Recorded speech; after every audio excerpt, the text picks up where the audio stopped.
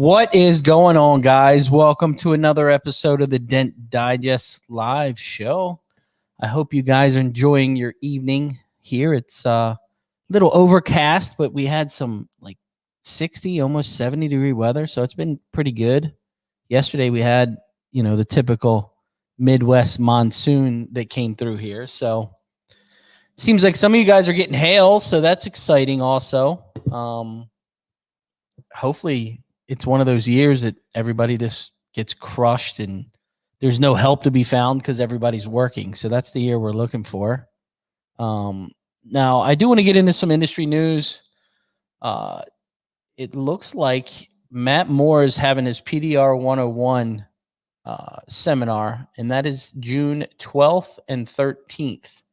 So make sure you look into that. It looks like he's got a pretty good lineup of people speaking, and he's trying to put a lot into it. And Matt is super, super detailed with everything he does. We were at the Mega Media event, and I was just struggling to stay with him because he was so detailed oriented and really does a really good job. And he's opened up his new location, so that's super exciting too. So I want to get into this thing. It was I only have one tool for today. So, and it's a tool that I've been waiting for, and you could probably see the title of the show. I've heard talk of this thing for the last 2 years, and I couldn't wait for it to come out. So I called Chad and I said, look, man, as soon as this thing comes out, you got to let me know that you're ready. You got to. So I'm going to bring that thing on. And if you see it, it's the new 2MB1 carbon, I guess it's considered collapsible cart, kind of a modular cart. And one item on that cart that one of the guys has been using, and he's been super, he's been doing a lot of input on the mod rail, and you guys have heard of the mod rails. And he's been putting a lot of time in just creating different ways to mount it, different ways to use it. And when I first saw it, my first take of the mod rail was, I don't know if I would use something like that. I've kind of got stuck in my old ways. And so I got this cart 2 days ago, or yesterday, one of the days. I don't even know what day it is anymore. But anyway, and I started sticking tools in it. And it's a brilliant idea. There really is some really good options for this thing. So I'm going to bring Matt Boyette on first. Let him kind of get in here because he was super, he's got a lot of info on it and a lot of background. He's used it a ton. And I see a lot of the stuff he does. They have a 2MB1 kind of group, and he always is posting stuff in there. So I want to bring Mr. Matt Boyette in. What's up, Matt? What's going on? How's everybody? How's it going in Jacksonville, Florida? Really hot. We're supposed to be in the 90s this weekend. So you're lucky. You're lucky. The back of my legs. I wear shorts. The back of my legs, I got the worst farmer tan going on right now. I want to tell the PDR world how lucky we are to have this industry. And the reason I'm saying that is I've pissed off the Google world, and Mr. Matt Boyette, I'm telling Matt, I'm struggling with this thing with Google, trying to get some stuff straightened out with the location. And he's like, let me send you my buddy's phone number. So he hooks me up with his buddy. And this guy, I'm not going to put his name out there, but this guy has been an absolute godsend. Just true response, true factual info. Hey, do this.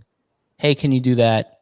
So I wanted to thank you just in helping me out because I was struggling. I mean, it was an absolute battle. We're still working through it. It's not completely resolved, but I wanted to thank you. It's just nice that people in the industry we can help each other.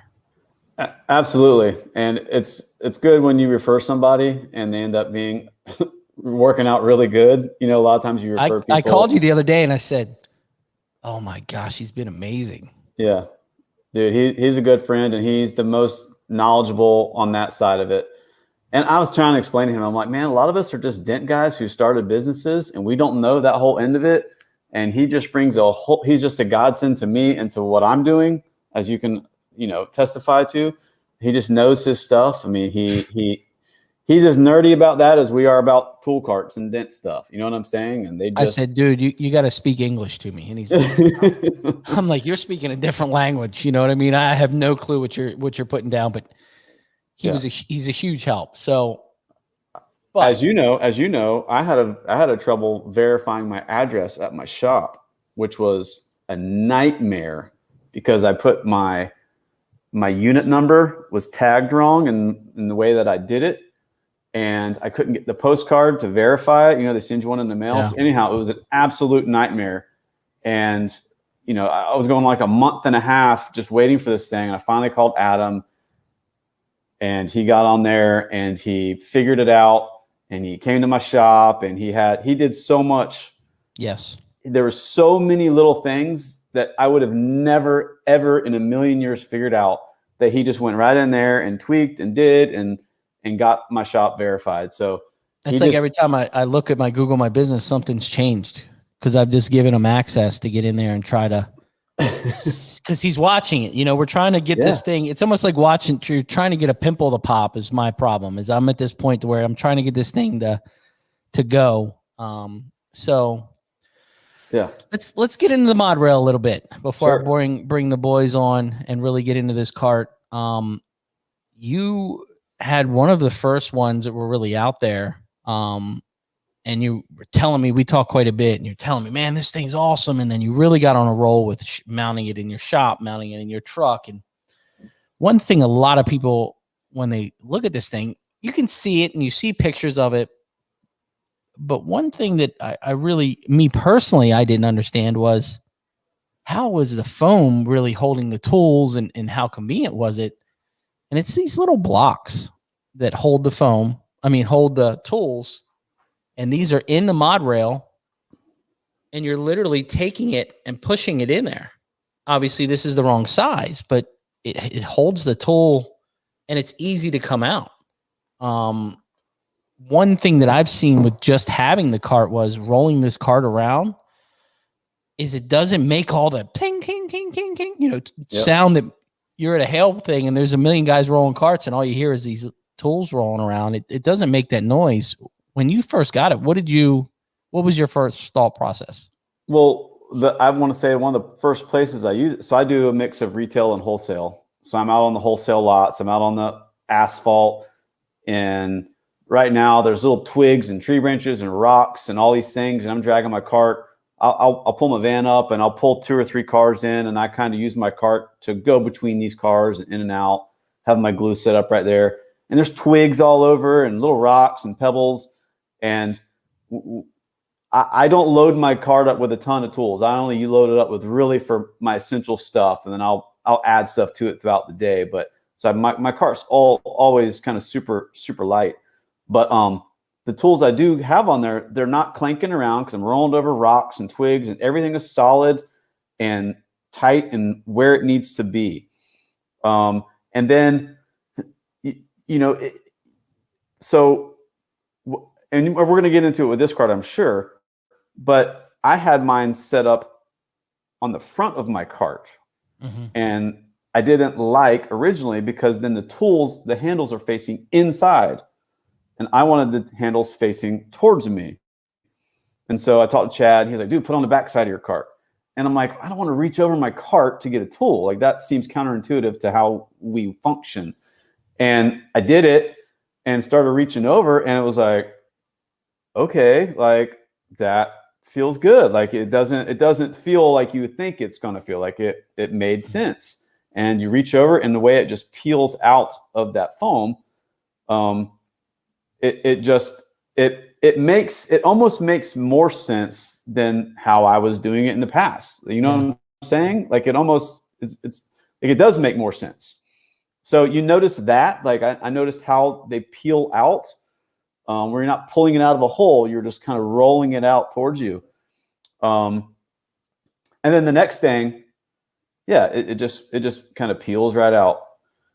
And the next thing I noticed, because I'm a route guy and I'm working on, I kind of sit on a stool and I'm doing fenders and my cart's up and I'm sitting down low and my cart's high and I can just grab these tools and pull them straight out. I'm not trying to fish it out of a hole while I'm sitting down.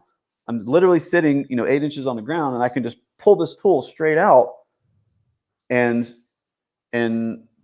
put it right back. And the same with my hammers. And it's all literally eye level when I'm sitting on my stool doing stuff. So little things like that you don't know it. Like if people are watching and they're seeing it sitting there, it's all well and good. But when you get it and you're starting to implement it into what you're doing, little light bulbs kind of like, oh, okay.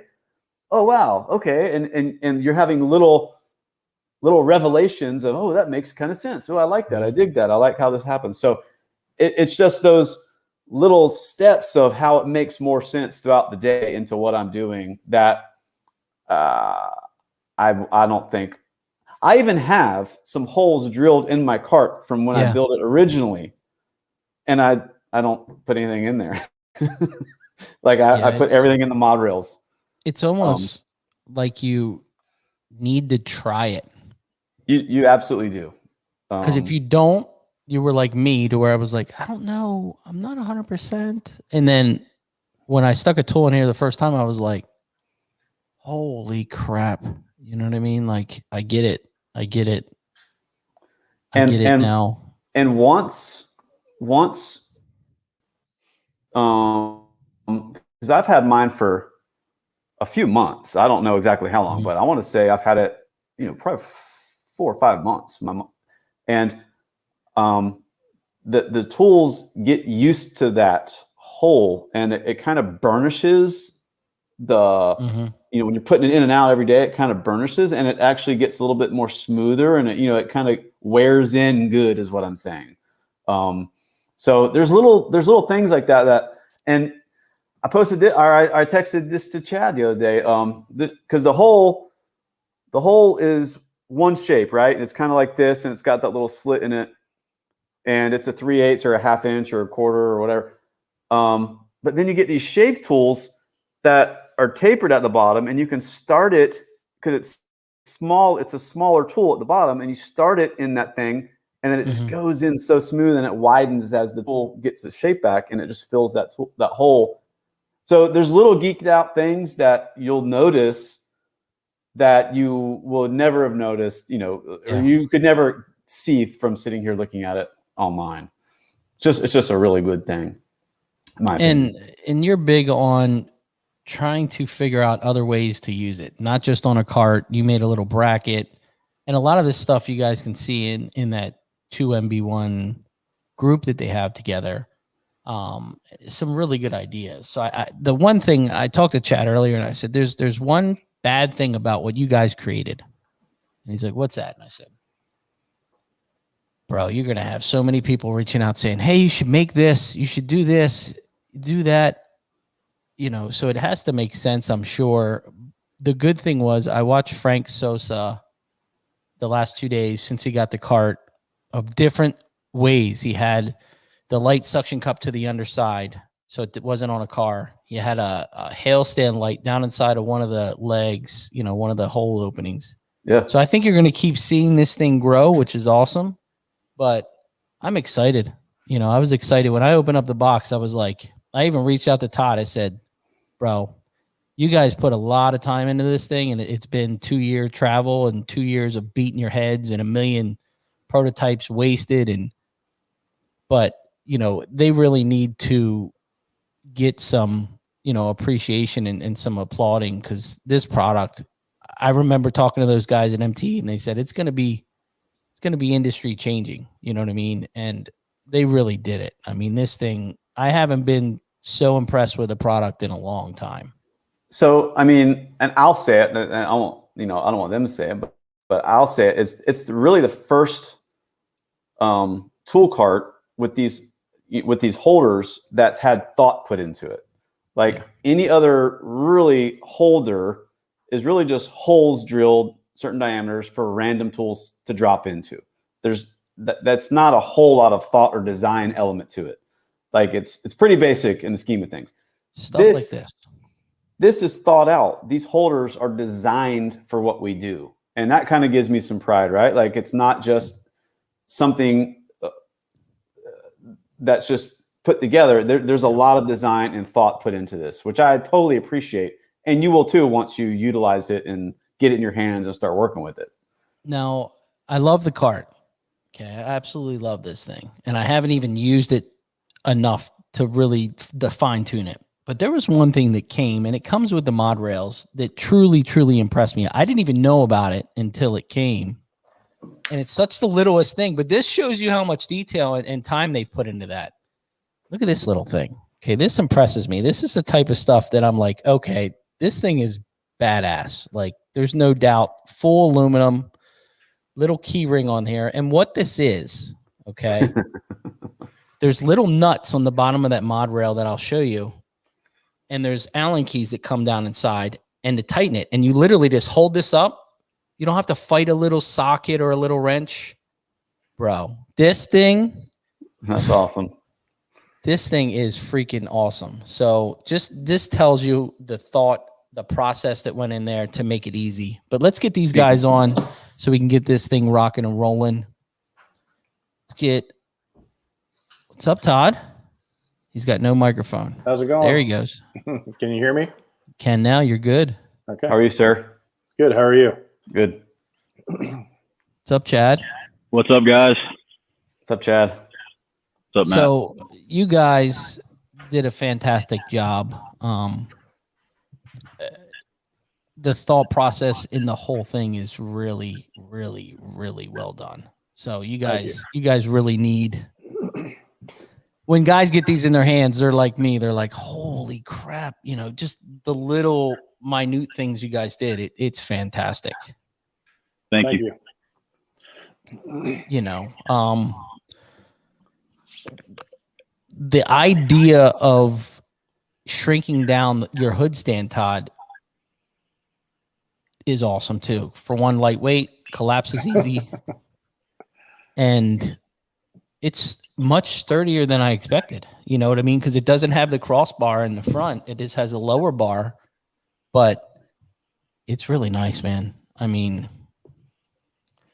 yeah, Chad came up with the idea for the shrinking down the hood stand, and I mean, it was just like instantaneous. Like, hell yeah, that's perfect. You know, because we've told the story before, but we were, you know, we had talked about a cart, and we kind of just, you know, threw out ideas, and we were both on the same page. But we were like, man, that's such a big undertaking. There's no way that's going to be, you know, a couple years out before we even think about starting that. And then when he said, what about your hood stand? And it was like, all right, well, there's half the cart built right there, you know, so it worked out good. I mean, it's really, really nice. My thought was that it was weird that we didn't, it was right in front of us, but we didn't see it for whatever reason. And we were designing this much more complex assembly of a cart. But the beauty of it is now, Ryan, you know, once you learn that product and you know how it works, you have the confidence in it. From the end user, they have the confidence to use it, and we had the confidence to build on it. So it was like when you remove that part from the equation, and you know you've got at least a good base to start on, it certainly helps eliminating that much of the solve. There were some tweaks that we had to make and some things that we've had to do, but the components themselves and everything, you know, by now they work, and it just,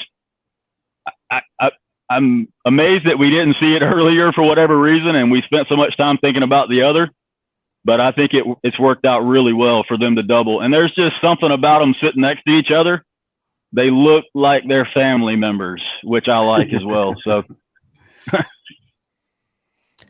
you know, a lot of guys, I want to get into the details of the cart and kind of go into what I see, kind of like my mini review of it. And one thing I just showed a couple minutes ago, just in some of the details when Matt was talking about, is this was one thing. And, it, you know, we've talked about it before when we went live before. Chad, do you have one that's collapsed over there? And what this is it holds that top half together with those red pins. That's awesome. So I thought this was a really, really good idea. The other thing I saw, Frank flipped this over, stuck a pin through it, and put a suction cup here with his light or an umbrella. So this has more options than just holding that thing together. Yeah, we didn't intend for that, but Frank's been on the ball coming up with some pretty good ideas. So that's what we want from everybody. People to see things in it we're not even seeing. So Yeah. So I'm going to go over here and I'm going to pick this camera up and kind of get into it a little closer, and just explain what I saw that I think really stood out, for one, just in the thought process and the quality. So you guys can talk for 1 minute and I'll get that thing up and running. So I have a question, guys. Yep. How much similarity in parts, like percentage, is that to the hood stand? Like, is it like? Well, all the carbon, all the corner pieces, pretty much everything. I mean, we did take out one of the telescoping tubes that would raise the hood stand up and down, and we put in aluminum, kind of an aluminum bung to hold the wheel, and then we took out the hinge parts that the hood stand would have, because we didn't need it once you put the top on, because the top stabilized that.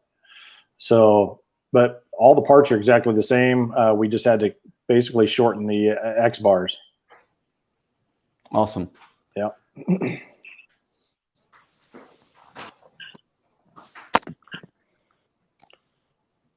All right, guys, can you hear me? Yep. yeah, we're good. All right. So there's a couple things when I first looked at this cart that I really, really liked, was the opportunity to add shelving units in here. And when I first got it, take these out. Now this lower shelf doesn't come with these bins. I actually had these already used for my glue setup, but these little brackets here just have a physical pin, and what this pin does is just sit inside of that opening. So there's a little hole in here and it sits down inside there, lightweight. And what it did was it really strengthened the bottom half of this cart. It just kind of tightened it up even more, which I thought that was a great idea. The other thing is these can move anywhere you want them. So if you want them at the top of the cart, the lower part, or you want to put two shelves, you could move them around. The instructions that came with it were super detailed, but we're guys, we don't ever read instructions. But these, it said to measure. I eyeballed this and it worked out really, really well, without any major issues. Has these two screws that kind of hold this together, and then this seemed to tighten it on the bracket, and that holds the pin for this shelf. The little details with the red bungs at the bottom, the little red right before the kind of like rollerblade wheels, I think was a good idea too. It seems to roll pretty well. And what I was talking about before here, let me unlock it here, is this aluminum pin. Anodized red at the top. And I mean, it's solid aluminum. That was the piece that was holding that X piece in. And you see, I mean, there's not a whole lot of adjustment there. The biggest thing that I really enjoy about this cart is the option part of it. The part of being able to change what tools you put up here, whatever size you want, whatever bins you want up top. The shelving unit at the bottom. Here's one more part that I thought was a brilliant thought for the guys that travel, is they line this upper with foam. And what that does is really keeps all your stuff tight to where if you're traveling, you don't have to worry about it moving around. They also have a lid for this that screws down inside of here in all four corners. But the true functionality of this thing, I mean, even just pulling, and like I said, I haven't used it that much. I mean, it's one-handed. I mean, I just think what you guys brought to the table here in quality and functionality of it, it's brilliant. I think you guys have, and like I said, there isn't a whole lot of banging and chinging from the tools that you hear a lot of times with the TDN carts when all the tools are in those tool holders and they kind of slide around. Matt doesn't have one. What's your thoughts, Matt? Well, I was going to say, if you can stand right here and reach over and peel a tool out from the other side, like grab that dent slayer right there with the handle on it. Grab the dent slayer and pull the handle to you. Like roll the blade out first, and it just peels out. I didn't even. Yeah, and then when you set it in, it just right in. Like those little things, man. Like you don't like. Wow, like that's what I noticed. Little things like that Chad showed me because it's on the opposite side. So, I think because we've always had the same thing with holes that nobody really knew how good it could get. Even us. I mean, we didn't know that something like that would be so amazing just to be able to peel something out from the backside. But I do it all the time, and it's like when I throw it back on, I just flip it right over and it just snaps right in. I mean, you don't even have to try. You just kind of throw it in there. Yeah. Ryan and I spent some time on the phone, and I was on the phone with another guy this afternoon talking about tool layout. And I think, Matt, you hit on it before the show. You hit on it early in the show talking about switching from the front to the back and stuff. I've told everybody that the way I used to set a cart up and the way I laid the tools out according to priority for me is totally different now than it was in any cart that I've had before. And it's all because of how you can get the tool in and out of the holder. It puts really important tools in a different place than they used to be. And it's just like with your cart, Matt. Sometimes that means opening up the front of the cart where you've got access to all the accessories, where maybe some really important tools used to go there. Well, now they can go on the back or the side because they come out really easy. So my cart layout looks totally different than it used to on this cart versus any previous cart that I built or attempted to use. So. And here's that little thought, that you guys put in, just this little keychain, little bolt holder. Chad calls that the nutsack. Yeah, That's perfect. That's perfect, man. That was supposed to stay between us. Not anymore. I've been calling it the nutsack for months, and it just stuck. And I don't know, it just is what it is around here. So that when we were first talking about this, and you guys see a lot of these are loose. A lot of these screws are loose. Told me to leave them loose for a little while until you physically get all of your tools where you think you're going to need them. Yep. Because you're going to constantly be moving stuff or eliminating stuff or whatever. So that, if you see where all the bolts are loose, it's a lot of adjustability. I also said that it's going to take me a long time to physically get this sorted out because you're just going to keep trying different things and seeing what works. And Todd and Chad, you've used this for quite a while, correct?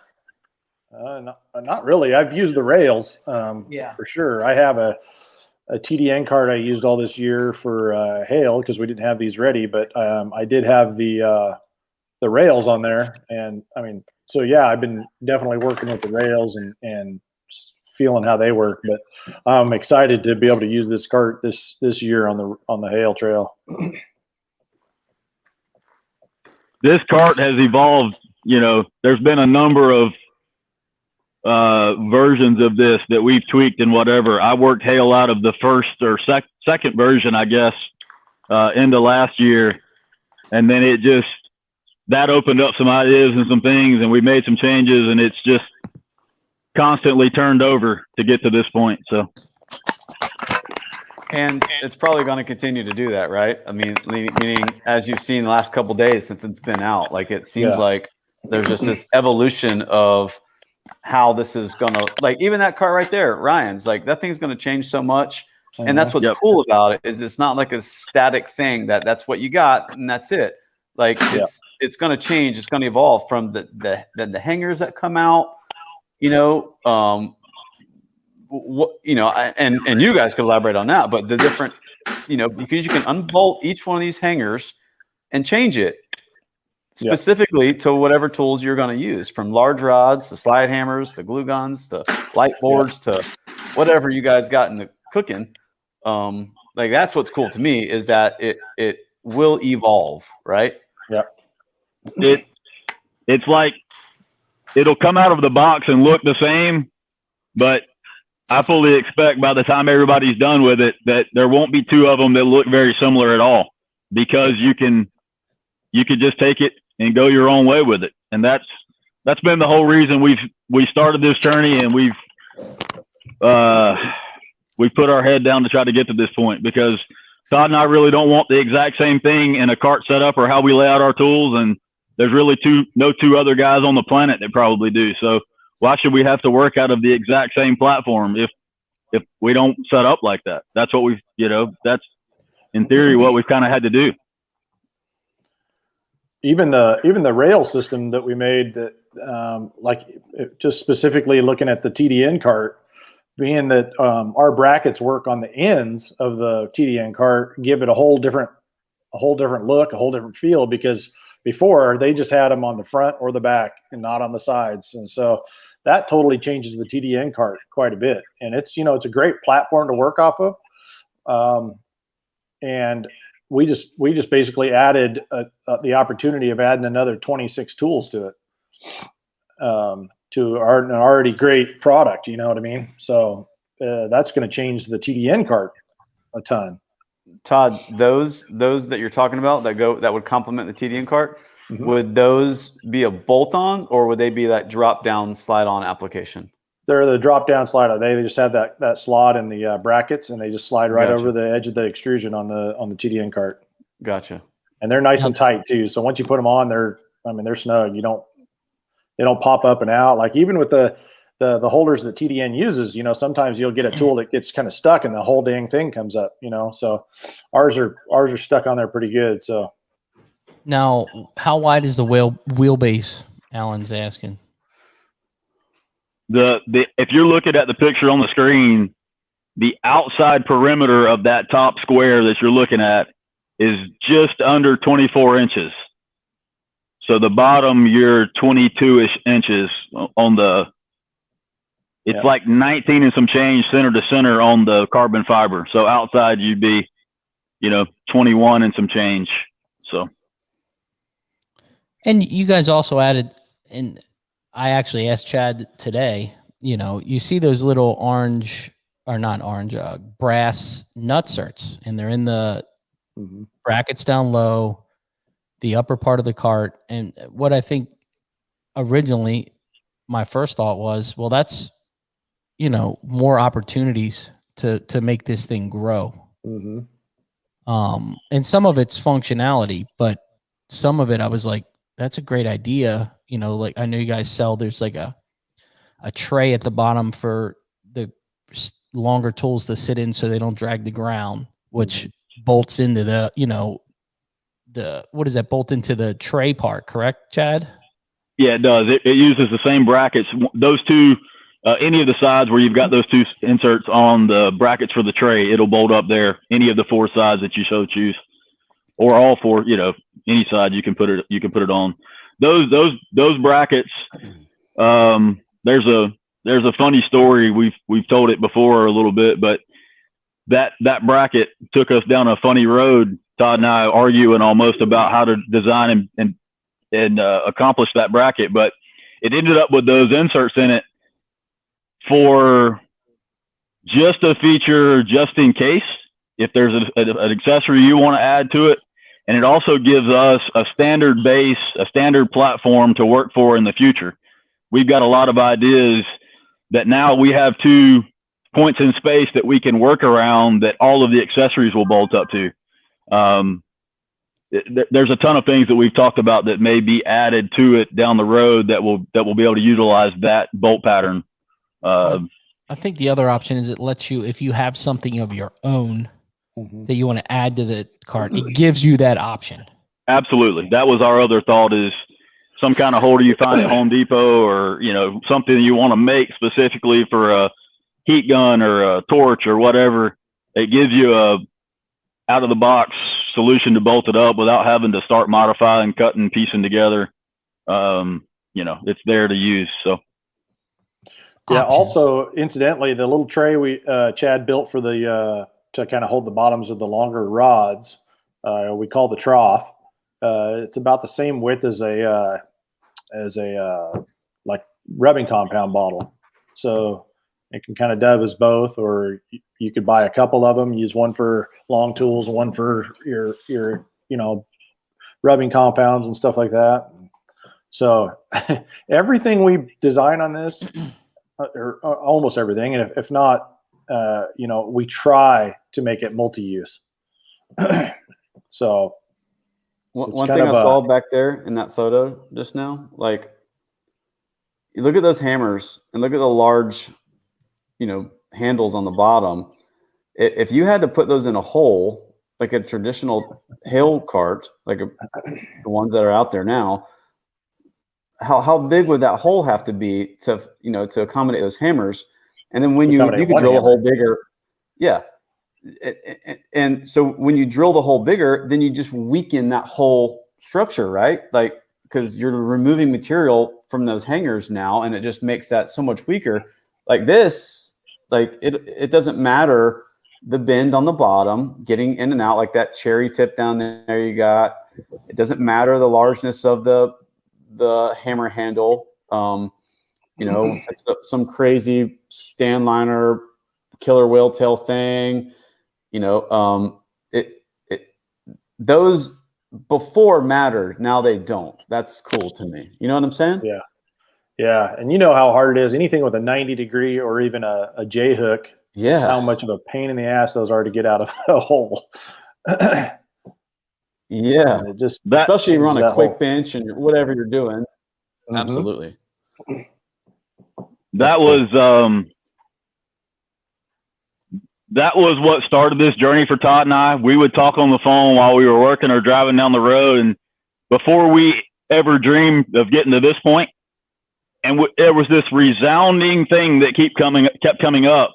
Why are we having to put a 30-plus inch tool with hooks, bends, double bends, and now we've evolved into Stanliner tools with who knows what on the end of it down through a hole? Like there's just got to be a better way. And we said that for a while before we committed to work on it. But I guess it bothered both of us so much. And it's bothered me since I started it. I think it's bothered Todd probably since he started. He's been at it a lot longer than I have. But it's the reason why we're here. Some of the other things are cool. But the reason that this cart exists is to be able to get that tool out from the side without having to take it through a hole. It's like, it was a huge deal for us. Even a whale tail, like, absolutely. And what you're not seeing right there, which you'll see, is that you know, to get you have that slit in the foam, and then you have a hole behind it, so you can slide a whale tail through that slit, and then you twist it, which locks it in that hole, and then you lower it down on that saddle. Like, there's so many little nuances like that you don't like. He doesn't even have a whale tail in it, so he hasn't even seen that part of it yet. Like. Yeah, like that you find out later. It's like, oh wow, you slide it in, it goes right in that slot, and locks in. Twist it and lock it, Ryan, and it like boom, and it's snug. It's awesome. Yeah, you sent me that video the other day with the shave tools. Yeah, and that wasn't. I would say it wasn't really intuitive for me either. Even developing it and all of that stuff, it's like the first time you use it and you start to pick it up a little bit, and you make that little turn. After you do it a half a dozen times, it starts to get more natural. The next thing you know, a few days later, you're doing that move with a whale tail or a shave tool, it kind of comes up and out and it falls back in and it cams in place and then sits in the saddle and it becomes really natural. And you don't really think about it anymore. You just do it. So Absolutely. I tell you, there's a lot of thought in those foams, just the foams and the holders itself. I mean, we went over looking at, how to make the most universal holder. And the holders went through a lot of changes over. I mean, I bet there's at least a dozen changes we went through. And we just couldn't find anything that was universal. And then it kind of hit us about the foam. And then it was how to design the foam properly. And I mean, there's a lot of evolution in every single part on this thing. There's certain shit. Go ahead. I'm sorry. That's all right. The only thing that really was kind of already done in standard is what was built on the hood stand. And you see how that's even evolved a little bit, where we removed the front X and removed the lower legs and what else? The hinge parts. I mean, we just, it's like, it's gone through a lot, every single part. Looking back on it, the reason why being able to use the hood stand or it shrunk down, the components of the hood stand, it really changed it. And it wasn't that it made it easier, because there were still things involved. What it allowed us to do is concentrate on the actual problem that was so prevalent to us. It took us having to invest so much time in the actual frame and making something that was sturdy, that would roll around, that would work. It removed a lot of that from the equation and allowed us to focus a lot more energy on the problem that was bothering us the most. And I think that's the biggest benefit from it, is that we've been able to concentrate more on the usability, the actual tool usability, which is, like going back to what I said a minute ago, is the reason why we've spent a year and a half of our life building a tool cart. It wasn't how it rolled around. It wasn't really even how it traveled. It wasn't, all of those things have come into it along the way. It was how it holds that tool and how I have to get it in and out. That's what started it. And that allowed us to focus on that more than any other part of the equation. What really impressed me, and it was probably one of the smaller parts on it, was putting those brackets for that lower shelf on the stand. And people are probably like, what do you mean? The physical thought process of those two screws going in to where it held those two pieces together, and then the one screw holding the pin and really keeping it to where it keeps it on that, the pole. We told this story a while back. Those brackets are, it's one of the funniest stories of the whole journey, right, Todd? Oh yeah. Chad designed those brackets and he designed them in a different way, where they just basically would slip over the tube. And he sent me the pictures, and I'm like, wow, those are awesome looking. I said, but there's one problem. I said, you got to take the whole damn cart apart to put them on. And he's like, what do you just got to take those two X's off and you can slide them down over. And I said, well, I'll tell you what, if you're on the hail trail and you order that shelf and you got to slide those brackets on and you got to tear apart your whole cart, I said, those things are going to go on the shelf and not be touched until the winter. And at least for most guys, because they're not going to take the time to stop, and quit doing hail for 3 hours or 2 hours or whatever it would take to do it. Yeah. So we got to going back and forth fighting about it a little bit. It had to be square. Well, no, that's the funniest part. Because I'm a square guy, he's a round guy. A lot of you guys know that, and with other parts of our PDR world. But I had drawn those brackets. I saw them in my head. I drew them to make them very streamlined, and they actually sort of mimic the lines of the bottom corner on the cart. There was all of this intention in how it looked, and I didn't want any extra bulk or whatever to the bracket. So he said, well, it needs to be easier to take on and off. I said, well, that's going to add a lot of bulk to the bracket, and I'm not going to physically like the look of the bracket. It's going to lose it aesthetically to me. So it just started this back and forth. Well, and I could take it apart right here. You got it. I drew that while we Yeah. were on the phone together. Yeah. I said, how about something like this? Of course, it's not the same way, but I said, how about something like this? And all of a sudden he lit up finally. And But it's a perfect example of how this has gone. One or the other of us have presented an idea, and then the other one counters, and then the other one counters back. And that may happen 3 times and we come to a solution. And I would say it could happen 300 times on some of these things that we've gone text to video call to email to CAD session. It's went back and forth like a ping pong table, back and forth until we finally come to an agreement. Not that we're mad at each other, but like we're just convinced if we keep doing that, it's going to end up where we want it. And I say that about those brackets. If I would have done it, they wouldn't have had the inserts in them. The bracket looked good, but us going back and forth, they ended up with the inserts in it. They ended up with more usability. They're easier to install. I could go on and on of how they evolved in a couple of hours of us battling, where if either one of us would have just said it's good enough,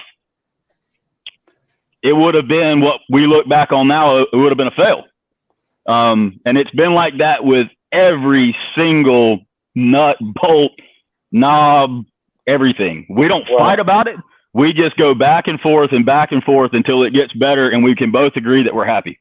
Well, the name of the company is Two Minds Are Better Than One, right? I mean, Absolutely.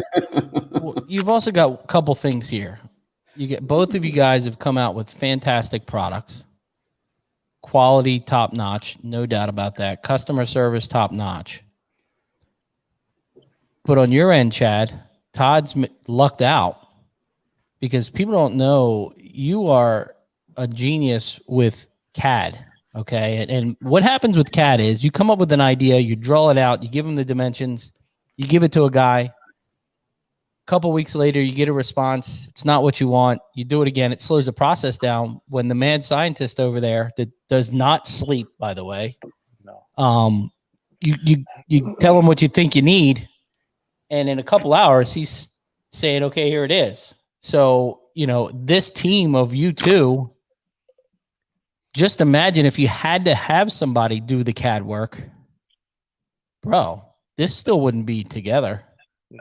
No. Here's the deal, though.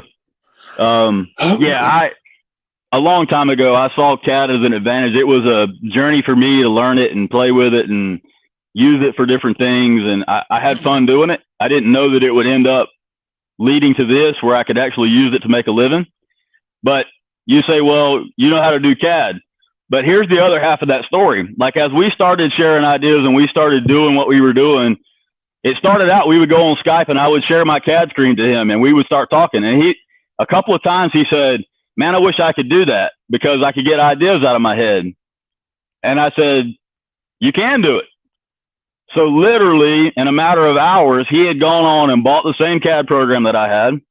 And we spent a lot of hours on screen share back and forth. So I say that I don't know a lot of people at Todd's age and, you know, that would say, I'm going to take on learning CAD at this point to be able to contribute from my side or my thought process to be able to put it into motion too. So he did, and it's been game changer because he can sit there middle of the night, day, whatever, put his idea into that 3D space, my ideas in that 3D space, and the ability to see them like that at the same time and me actually see what he is seeing in his head and vice versa changed the whole deal. So yeah, I know how to do CAD, but he's learned, he's taken it on, and it's like not a lot of people would have done that. And that's another whole journey on this journey, aside from actually doing all of the parts and pieces. He's learned how to do that, and it helps us translate the idea much faster. And I'm 100% convinced we get to a better solution because now he can get his idea directly out of his head so much more accurate than a sketch on a napkin. Mm-hmm. And I see his picture, he sees my picture, and we get to the middle faster that way. So yeah, and I bought a 3D printer as well, same kind as he has, so he's been helping me with that as well. But when we first designed these rails and I had my TDN card, I went off and just started printing all kinds of stuff. I started designing and printing, any kind of holder I thought I could print for, you know, to go on this. And now they won't necessarily translate over to the way we're building our holders, but they get the idea out, and we can build off of that. You know, I made a glue gun holder. I made a buffer holder. I made window wedge holders. I made all kinds of stuff that would fit all over the TDN card and on our rails. So I've done it enough with different things. You can think an idea in your head, and this is what I tried to tell him when I thought it was worth him, if he was willing to do CAD, learn it, that what it would open up for him. You can scratch it on a napkin. You can think about it in your head, but as you start to see it evolve on that screen, it often changes. It changes right before your eyes. You go, oh, well, I was thinking that would work, but now it won't. So he can solve a lot of those things in his head with his idea while I'm doing it in my idea. And we're sorting out problems as we're starting to get towards the finish line. It's made a huge difference. It's changed the whole process, and we lose Matt. Yeah, No, he's on mute. Sorry. I was gonna say what you should do. I'm just saying it's been critical to the whole evolution of this. So give each other access to each other's printer, and you late at night can design something and print it on Todd's printer. When he wakes up, he's got this part that you designed last night. Like that's pretty cool. It's been, you know, he's been able to send me files and I've been able to print them. So it's kind of a quick way. But yeah, it's pretty cool how you can solve, say, 10% of the problems in your head. Then you put it on CAD, you can solve another 20, maybe 30 or 40%, and then you 3D print it, and then you can solve all the problems at that point. I mean, it's amazing how fast you can go from that's cool. an idea to a finished product. And I don't necessarily, I'm not that great as far as getting a real finished product out of it, but you know, if I can get it close, then Chad can put the fine touches on most of it. So, well, it's a money saver too. You know what I mean? Because before you would send shit to the machine shop to get it made or the mill or whatever. Yeah. And then you get it back and you're like, yeah, this is not going to work. You know, so and then you got to wait another 2-3 weeks to get another one made. Now, I'm sorry, go ahead. Now, one missing piece that I see on this whole cart. One thing. See, look at Todd laughing because he knows the rest of it's still coming, but window guard holder. Oh yeah. It's coming. So those brackets that you were talking about, the threaded inserts, there just may be something that may be one of the things that's planned there. Maybe. We talked about also putting maybe some kind of strap that would go around the tool holders, something, maybe a plastic that would bolt on those 4 corners at the top. So if a guy's got a fully loaded cart in his van, he could slap those things on with some knobs and keep anything from potentially falling out. I think most everything's pretty tight, but you just, you know, you're hitting bumps and all that stuff. You never know what could fall out, but sure help a guy that's traveling or whatever. It's a good There's idea. all kinds of stuff. We really want this to be just the very beginning of where this goes. Like the very beginning. We've talked about we've kidded around about this thing could be X number of SKUs and part count and blah, blah, blah. And that's what we're hoping for. It's an enormous amount of work to get each of them done, but we're convinced that some tools can only be dealt with a certain way and actually work correctly. They're going to take a very specific solution, and we set out to solve them. It's going to take some time, and we'll have to prioritize which ones are first and which ones are last. But if we don't solve them and make them particular to each tool that's particular in our industry, we're going to be left with a compromise like we've been dealing with for a lot of years, where you're just sticking something in a hole or you're setting something on the shelf or whatever. Our goal is for everything to be more catered and more diligent, intentional. We have some really odd tools in this industry, if you think about it, compared to other industries. They're not screwdrivers. They're not wrenches. They're funny shapes, long lengths, odd. They're very different than other standard tools. So we just have accepted that we've got to deal with them differently than screwdrivers and wrenches. Now, you do have some other options besides just this carbon cart. I don't know if you want to just kind of point it out behind you. They have 2 plastic carts. If you want to get into that, Chad, just so people know there's other options that are a little more cost effective for them. Like we said earlier, we decided to use the carbon fiber frame. It's great for a traveling guy. It's great for somebody that needs high speed setup and tear down and needs it to go in a small place. But I know we watched the industry. A lot of guys are in shops. A lot of guys don't travel anymore. A lot of guys, it's just different scenarios. So the expense in the carbon cart is the fact that it travels so well. So it evolved into us being able to take the same components, the same rails, the same corners, and mount them on 2 different size plastic 3-tub cart like everybody's used to. We're doing some pretty heavy modification in-house and permanently attaching the whole system to it. But it gives a guy in a shop or a guy that just doesn't need to travel as high speed as the carbon fiber cart does access to the system at a lower price entry point. They actually hold more tools. They're really easy to work out of. As you can see on the one in the middle, they accept basically all of the same accessories because all of the components are congruent. So I actually really like them. I like the way they've turned out and the way they would work for a guy in a shop or even the right hail guy that can travel that way. And they're just a much more acceptable price range if you don't need that high speed travel. So, Chad, how much of a modification on those plastic carts from a standard Rubbermaid cart you might get anywhere? How much of a modification is made to that top piece to accommodate what we see there? So the problem is, if you look at this cart with this bridge setup on it, every dimension is critical in the system for all the components to work. Even the spacing on all the tool holders is critical for everything to land where it needs to. So you can't take just any cart and just screw stuff to the side of it and it end up at those critical dimensions, and then everything relates.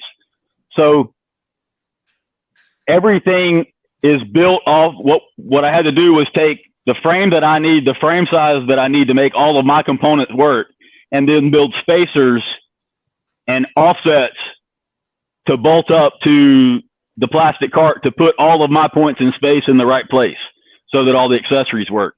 So there's machining, there's a bunch of countersunk holes, a bunch of very precise, dimension spacers that put all of these corner holes and all of those dimensions right where we need them in space, so everything works together.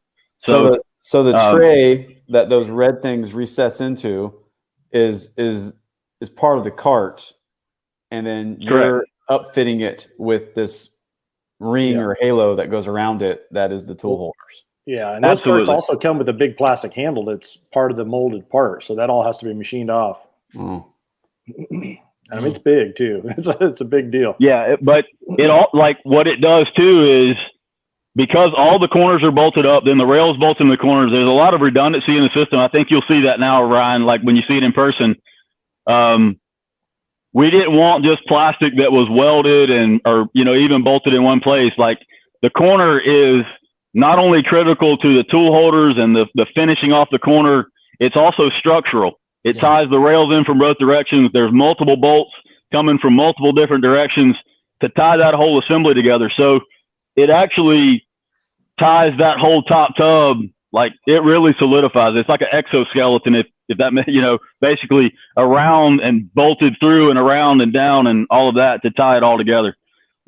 It's not a huge issue when it's on, but I wanted it when it comes off. And everybody's taking those plastic carts apart. When you take the legs off of them, they start to get a little, you lose some of the rigidity. Well, the top now is all tied together. That exoskeleton kind of holds everything together where you can set it in the truck and travel with it, and keep that assembly, exactly how it needs to be for everything to work. Now that bridge goes up and down, correct? It telescopes up and down. Correct. You can see it on that cart. It rides in the corners. The carbon fiber cart, the risers actually drop into the legs of the carbon fiber frame, just like the hood stand risers would. So those set screws loosen, and the risers will slide up and down for height adjustability. And then on your cart, Ryan, you would back the knob off, and the legs would slide or telescope out of the carbon fiber stand legs to adjust height.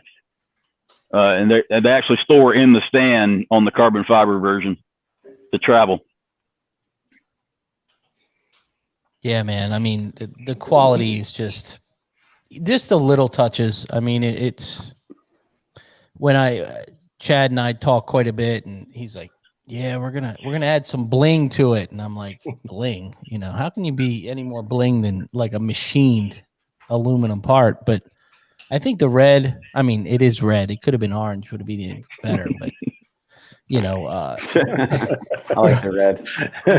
Red looks pretty good. You know what I mean? It really does. You're 3-1 right now, so you lose. I know.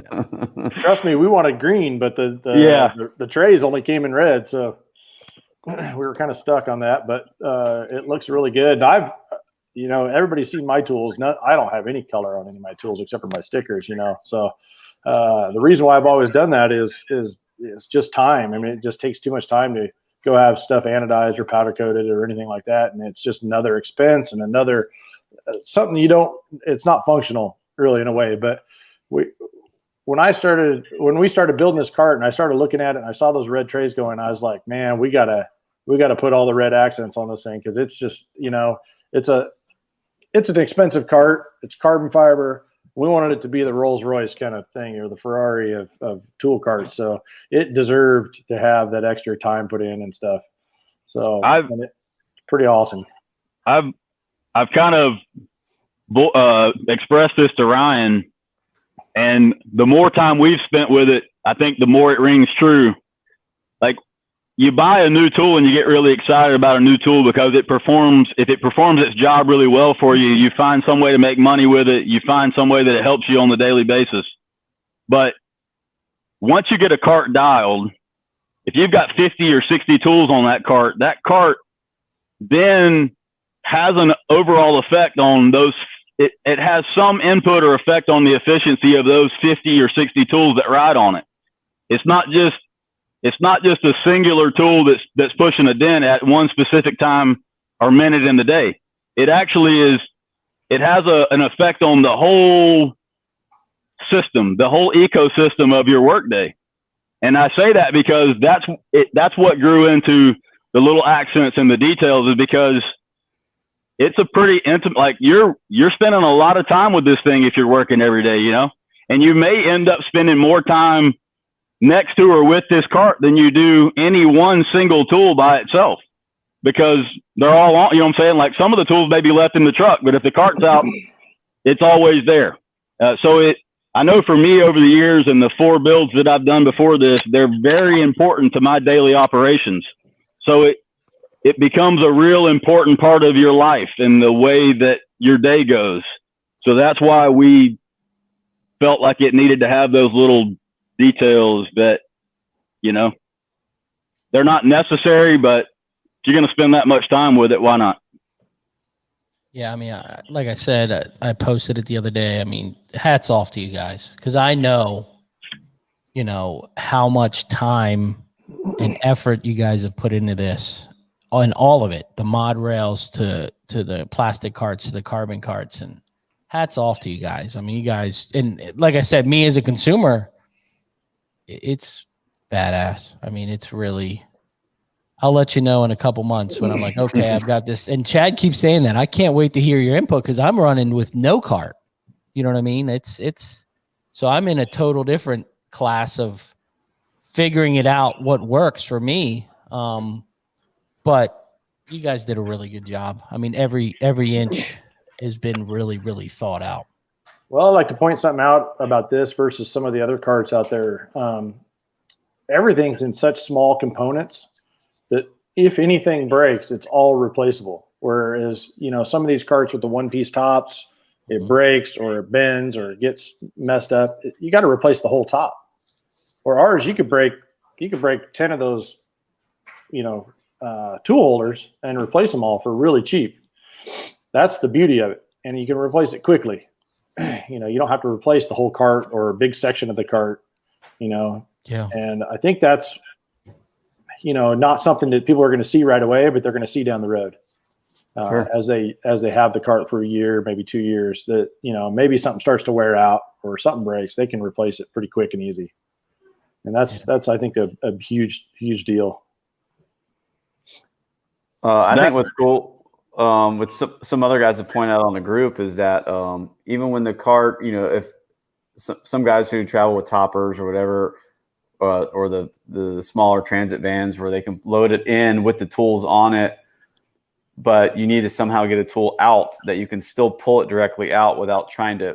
The old style with a hole, you can't get out because the ceiling of your topper or your van's too tall. Those you can still access all your tools from, from the sides and not have to pull the whole cart out to do the one tool, one random off in it. That's pretty cool. I think that's something me and Chad didn't even think about. I don't think it's ever crossed our conversation, but that's what all the feedback we're going to be getting is like that is super important for us. And that cart, Chad said something earlier today. I have a Silverado with a full size cap on it.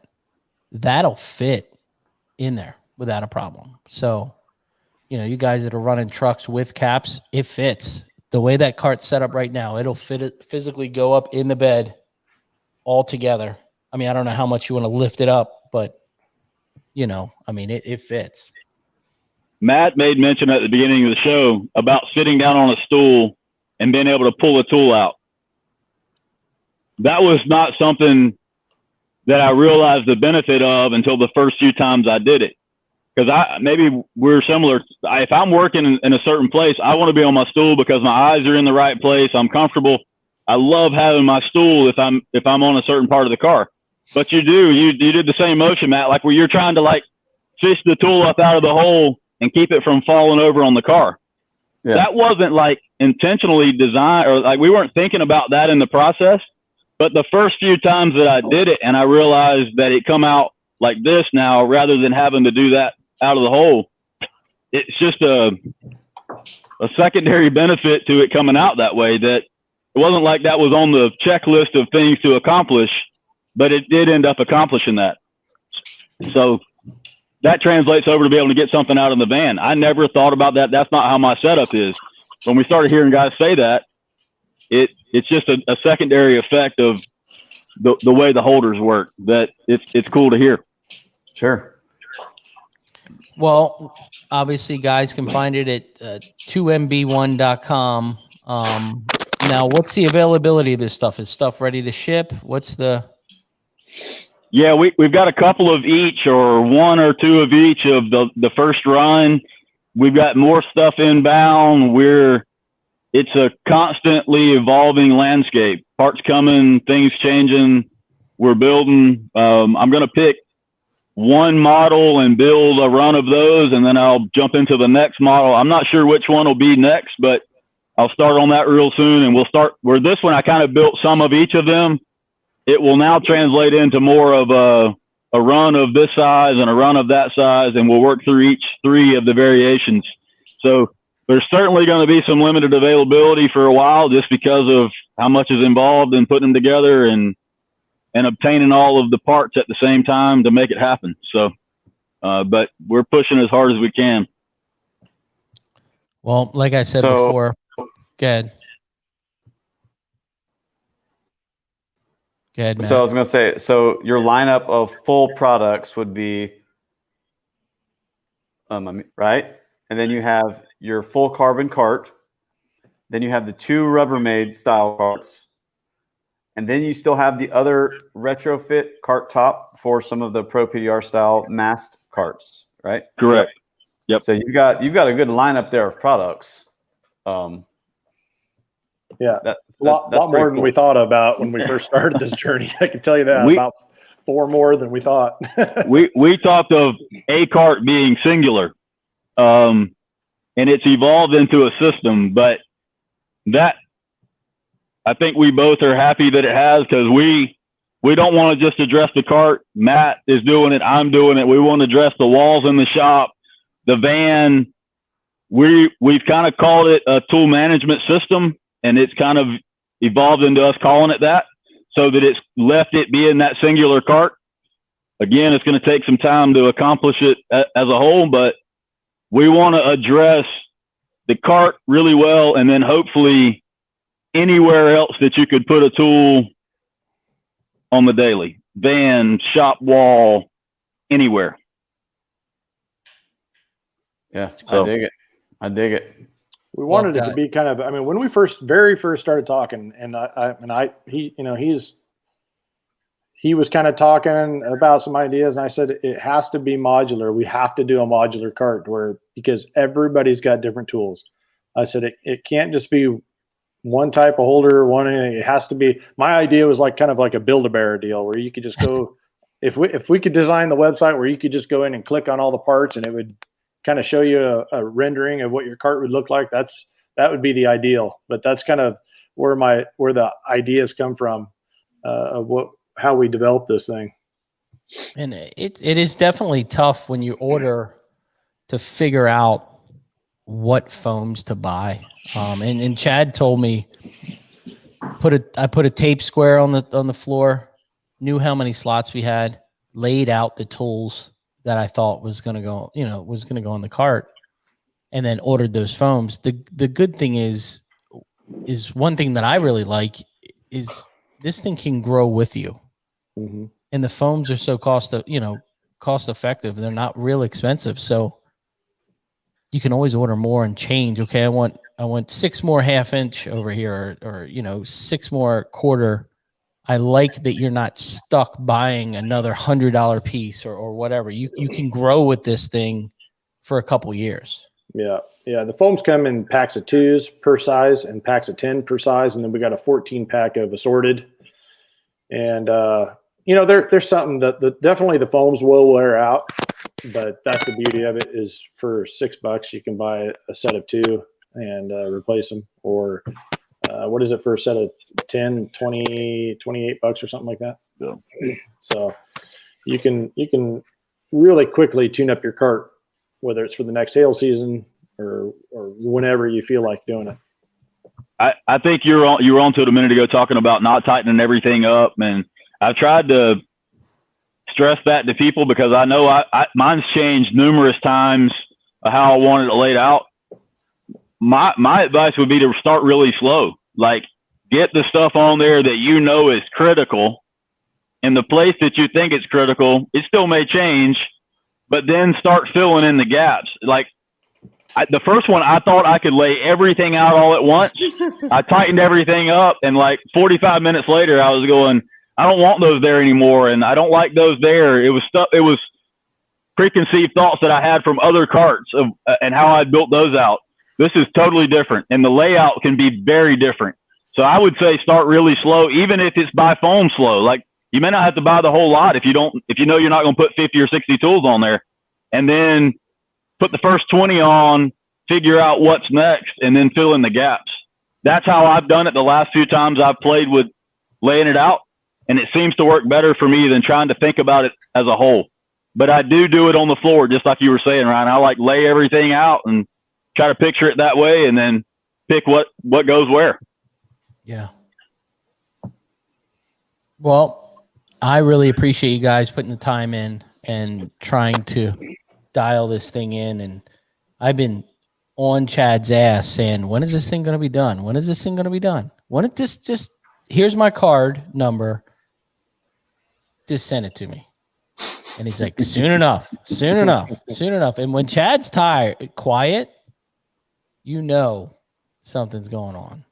So I appreciate you guys. I hope the industry appreciate you guys, and keep building, man. You guys are killing it with this stuff, and if people, soon as one of these hit a huge hail site and guys are using it, you guys are in trouble.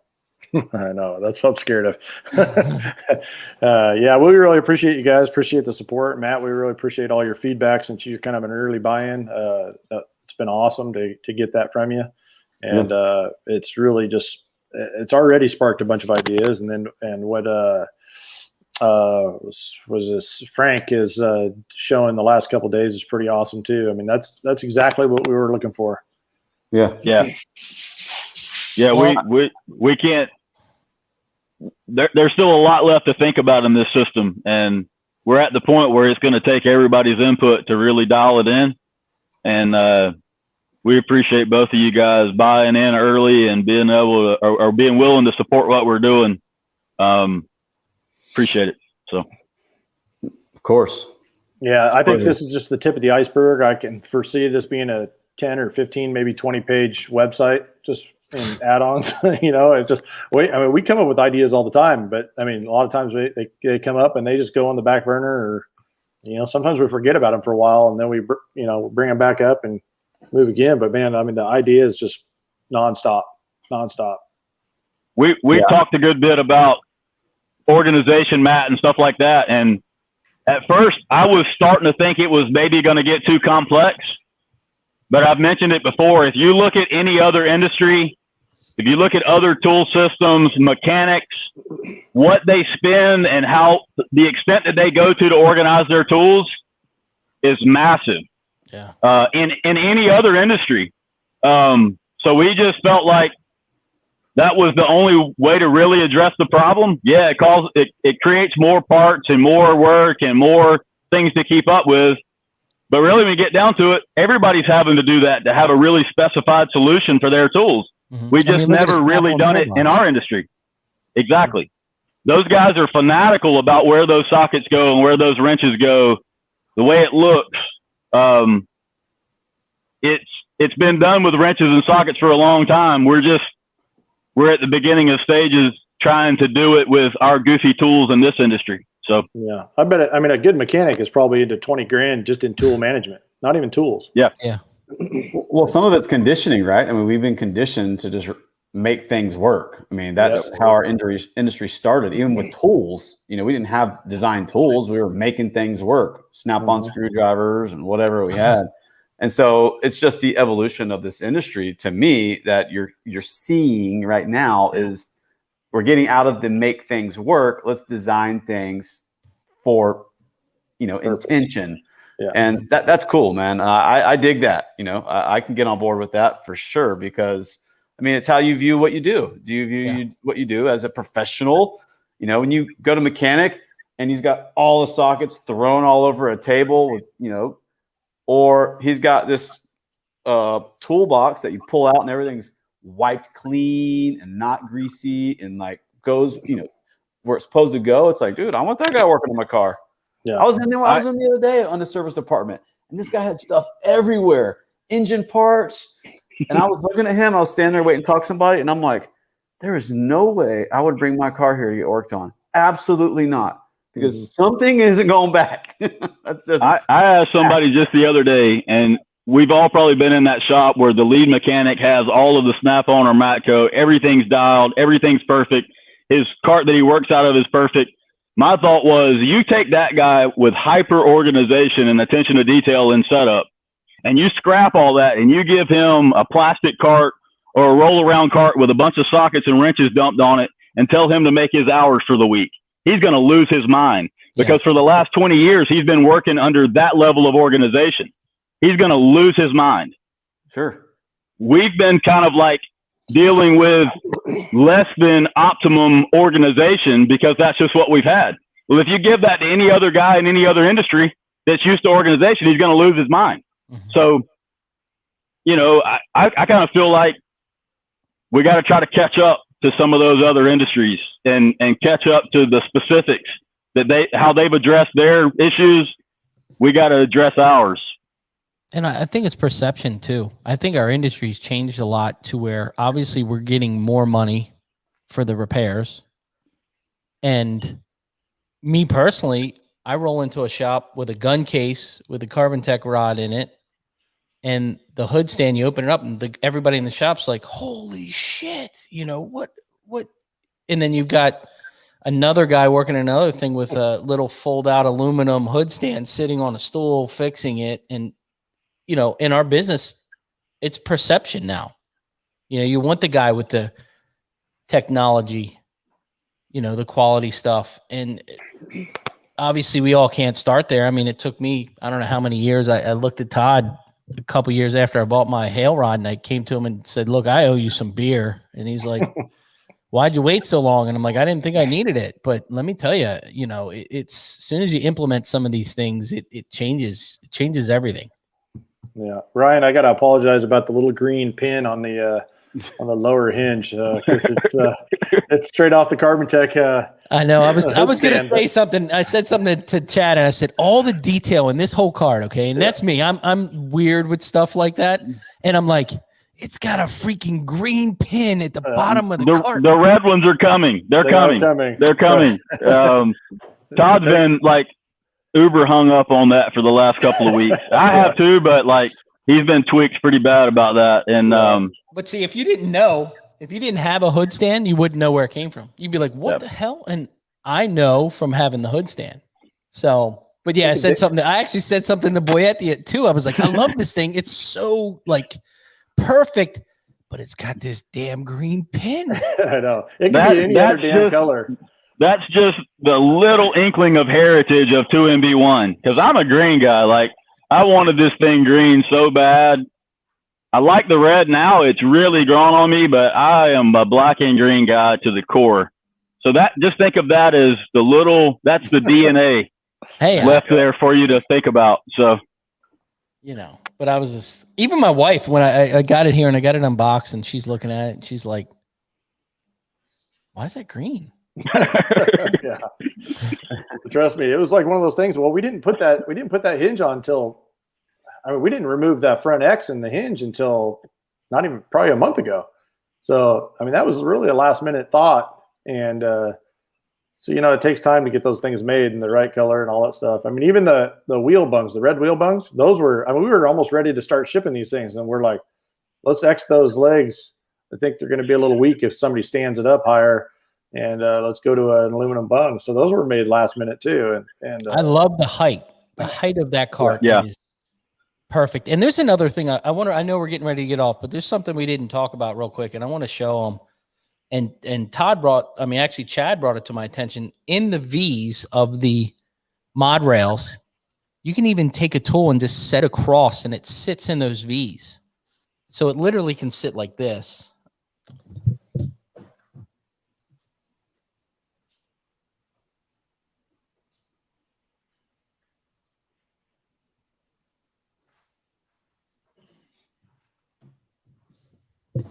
I don't know if you could see that, but I didn't want to move that camera. But it literally will just sit in there, so it's quick access too. But yeah, great job, man. This thing is, I can just see the growth in it. I feel bad for you guys because everybody that gets one's going to be, hey, can you make this? Hey, can we, you know, it's going to be that constant evolving. So yeah, fantastic job. You guys keep doing it. You know, like I said, you guys should get an applause for this thing because it's badass. So mod rails are ready to ship. Yeah. And some of the carts are kind of on order by batches. Is that how it's working right now? There's a few carts left from that first run. Like I said, I'm going to pick early next week, probably pick another one of the sizes that seems to work the best right now, and I'll build out the remainder of the inventory that we have of that size, and then I'll move to the next one. So that's really the only way we can do it right now, just because of the complexity of the assembly and the parts count. I've got to kind of stay on one size to get through them as fast as possible. But we're going to go as hard as we can go, and the fact, you know, as we start to get parts faster, and everything will continually get quicker. Hopefully, by the time we're in the hail season, whatever demand is there, we'll be able to meet it. Right now, Chad's hand making every one of those tool holders, every one of the corners, every one of the trays, everything. And we're working on plastic injection. In fact, we just got samples back for the corners and for the tool holders. Once we get those into production, that's going to speed things up a lot. So just, you know, people, I hope they can understand that and bear with us. But we're moving as fast as we can. I mean, unfortunately, we do have a few left out of our first run, but it's kind of one of those crazy times of year, when hail's just now starting to kick off and, guys are down. They're not really spending money at this time. March is always, slow. So I'm telling you, as soon as someone physically sees one and touches it, it's over. Yeah, May will be the big month. I'm gonna sell one on Sunday. Watch. I got the Dent Reaper coming here, and yeah, we're looking forward to an MTE or an in-person show because yes, we know it's difficult to get the gist of it over pictures and video. You really need to stand next to it and feel it. So we can't wait for some in-person shows where we can stand around and shoot the bull about this thing with people in person and let people actually feel it rather than just look at pictures. So yeah. Well, great guys, great job, guys, and keep up the good work. I appreciate you coming on. Thanks for giving us time.